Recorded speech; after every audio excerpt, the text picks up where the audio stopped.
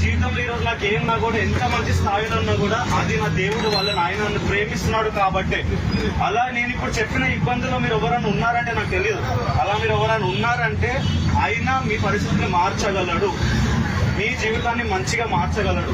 చూడటానికి ఇప్పుడు ఏం లేకపోయినా ఆయన నమ్మితే చాలు. ఆయన మీరు ఇది ఇవ్వండి, నా కోసం ఇది చేయండి ఇక్కడ కూడా రాయలేదు, ఎక్కడ కూడా నేను చదవలేదు. నా జీవితంలో నేను సాక్ష్యం చెప్తాను. ఈ రోజు నేను మీ ముందున్నాను. 2018లో అన్ని కష్టాల్లో నేను 2022లో ఈరోజు ముందుగా మాట్లాడుతున్నాను అంటే ఆయన జీవితంలో మంచి చేశాడు కాబట్టే మాట్లాడుతున్నాను. మంచి చేయకపోతే నేను ఇలా మాట్లాడలేను కదా ధైర్యంగా. మేము ఇంతమంది ముందు మాట్లాడలేను కదా. నా సూర్యనగర్ ఉన్న క్లినిక్ ఉంది, ఏస్ క్లినిక్ అని చెప్పి మెట్లెస్ ఆపోజిట్ ఎవరైనా వచ్చి చూడొచ్చు. 24 వయసులో బిజినెస్ నడిపిస్తున్నాను.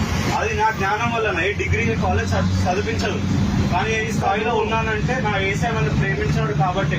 అదే ఏసై ఇక్కడ ఉన్న ఇంట్లో మీ అందరినీ ప్రేమిస్తున్నాడు. ఆ యొక్క మతం గురించి నేను మాట్లాడట్లేదు. మీరు చర్చ్ కి రమ్మని చెప్పాను, ప్రే చేయమని చెప్పాను. ఆ ఏసై నమ్ముతే చాలు, ఆ నామం నమ్ముతే చాలు, మీ జీవితంలో ప్రతి విషయాలు మారిపోతాయి, ప్రతి చెడు మారిపోతుంది. రోగంతో ఉన్నారా వాళ్ళకి పక్క వాళ్ళకి స్వస్థత దేవుడు ఇస్తాడు. ఇప్పుడు నేను అన్ని చెప్పినాను, ఒక మతం గురించి నేను చెప్పట్లేదు. నేను చెప్తాను ఒక ఏసై కొంచెం ఏసై నా జీవితాన్ని మార్చాడు కాబట్టి మీ జీవితాన్ని కూడా మార్చగలడు. ఇది నేనేదో పెద్ద చేశానో దానికి ఏం చేయలేదు. నేను నమ్మాను, ఎందుకంటే ఆయన నన్ను ప్రేమించాను కాబట్టి. నాన్న నేను ఎలా బతుకుతానని అనుకున్నాను, కానీ నా నాన్న స్థానంలో ఆయన ఉండి నన్ను నడిపించి నన్ను చదివించి ఈ రోజు నేను నా కుటుంబాన్ని చూసేలా ఒక మంచి స్థాయిలో నన్ను లేవనెత్తాడు. అది ఒక మనిషితో అసాధ్యం. అవునా, ఒక మనిషి అసాధ్యం. అప్పులు, రోగాలు, బాధలు, కష్టాలు ఉన్న ఇంటి నుంచి 4 వర్షాల్లో ఇలాంటి ఒక స్థానంలో రావడం మనిషి వల్ల అసాధ్యం, కానీ ఆ దేవుడి వల్ల సాధ్యం. అది చేసి చూపించాడు.